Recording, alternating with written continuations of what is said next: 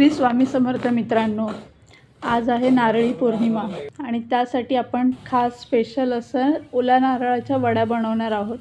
त्यासाठी मी इथे घेतले आहेत 2 नारळ किसून त्यातले जे वरचा भाग काळा निघतो तो साईडला काढला आहे आणि त्याच्यामध्ये मी आता एका पतेल्यामध्ये 2 चमचे तूप आणि 2 किसलेले नारळ असं घेऊन परतत आहे आणि ते थोडंसं मॉइश्चर जाईपर्यंत फक्त परतून घ्यायचं आणि मग त्याच्यामध्ये 1 वाटी साखर घालायची आणि ते मिश्रण पूर्ण सुकं होईपर्यंत परतत राहायचं। साधारण 9 ते 10 मिनटं त्याला लागतात आणि त्याच्यानंतर सगळं झाल्यानंतर आपण वेलची पूड घालणार आहोत वासासाठी। खूप छान वास येतो त्याच्यामुळे।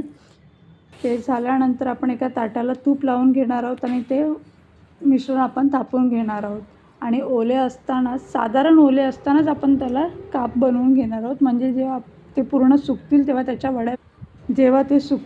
वड्या व्यवस्थित पडल्या जातील। जर आपल्याला थोडं ओलं वाटत असेल तर आपण त्याला फ्रीजमध्ये थोडा वेळ ठेवू शकतो, 1-5-10 मिनटं। ते लगेच सुकून जातं। तुम्ही बघू शकता किती मस्त शेप आलेला आहे। आता थोडा वेळ मी सुकून देते आणि मग त्याच्या वड्या पाडते। अशा प्रकारे आपलं झालेलं आहे। वड्या बघा किती छान आलेल्या आहेत आणि मस्त निघतात त्याच्यातून ताटातून, खूप सुंदर। तुम्ही बघू शकता किती मस्त